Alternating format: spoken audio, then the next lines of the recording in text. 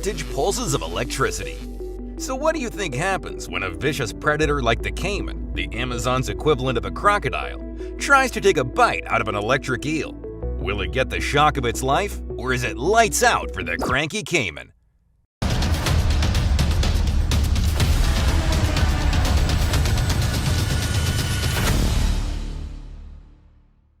If you've ever put a 9-volt battery on your tongue, you'll know that electricity tastes terrible.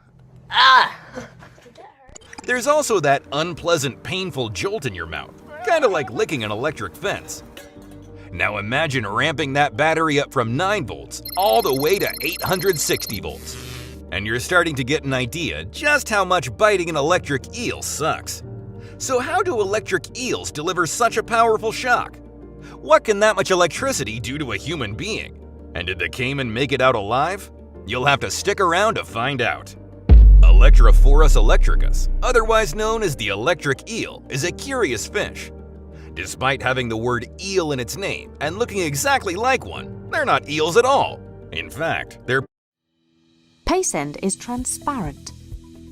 When it comes to transferring money, it's not just the visible part of the Gymnotiformes family of knife fish and are more closely related to a catfish or carp than a traditional eel. Up until 2019, it was believed there was only one species of electric eel. That was before an expedition found and classified 2 more species, Electrophorus vari and Electrophorus voltae. Growing up to 8 feet long and weighing as much as 44 pounds, you'll find electric eels throughout the northeast of South America, including the Amazon and Orinoco river basins.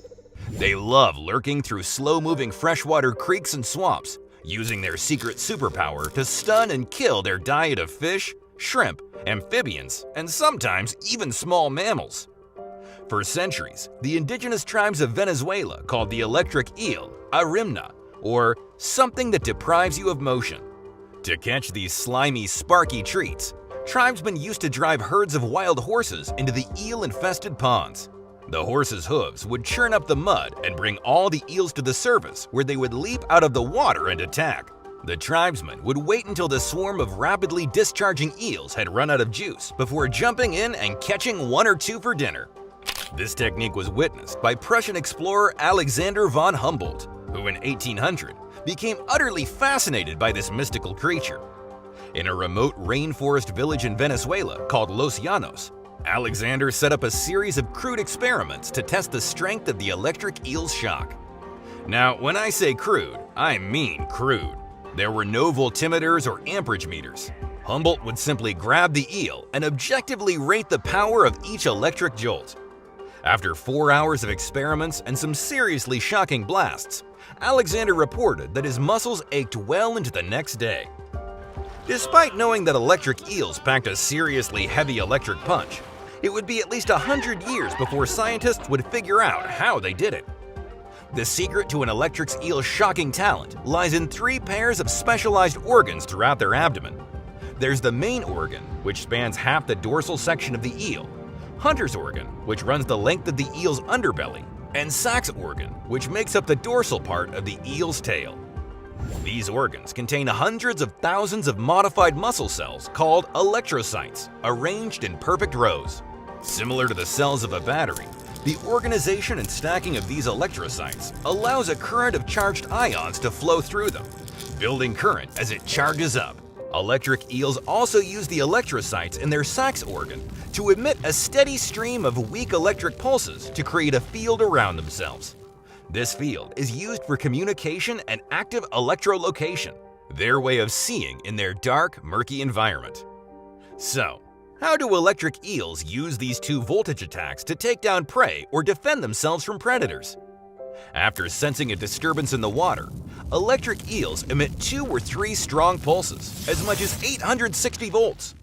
These high-voltage pulses act like a taser, hijacking the animal's nervous system, causing the prey to violently twitch in the water.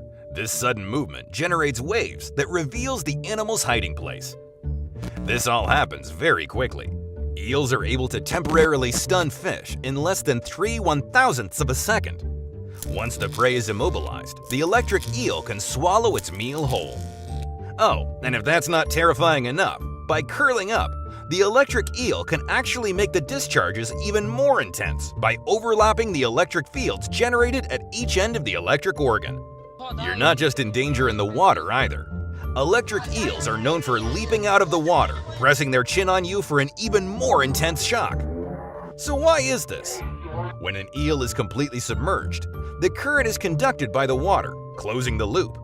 When they leap out of the water and press their chin, the positive pole, against their target, the electrical current is forced to travel through the body of the target to reach the negative pole. The end result? An even bigger shock. Scientists measured this in an experiment using a prosthetic arm fitted with electricity sensors that lit up when activated. When the arm was placed into the tank, the eel leapt out of the water, causing the highest discharge from just underneath its chin. How are you at handling electric shocks? Are you brave enough to swim with an electric eel? Let us know in the comments below. So, we know electric eels regularly take down small fish. But what about larger animals? Curious dogs are no match for the static charge of an electric eel. In fact, one shock sends this German Shepherd whimpering. But it's the Amazon caiman who finds itself often tussling with the electric eel, and it can be a flip of the coin who comes off second best. Sometimes, the warning pulses of an electric eel stop the caiman dead in its tracks, the ravenous reptile convulsing violently for a few seconds before regaining his composure and making a run for it. Other times, it's not so lucky. If a caiman manages to get a decent bite on the eel as the high-voltage shocks are discharged, his jaw clamps shut and the pair are locked in a shocking stalemate. Every one of the caiman's muscle fibers spasm uncontrollably before the reptile's heart finally gives out. So, could an electric eel kill a human being?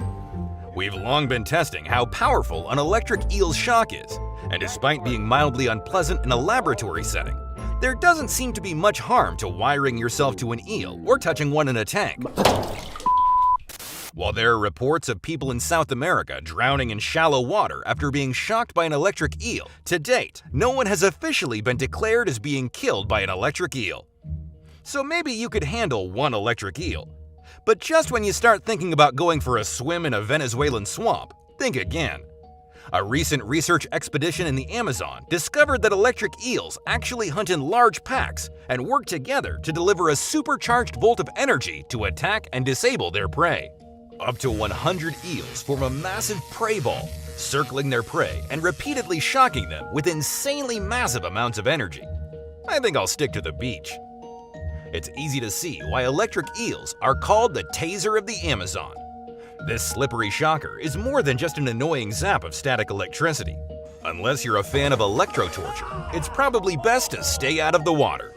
Thanks for watching. If you enjoyed this video, please make sure to drop a like. And if you're not already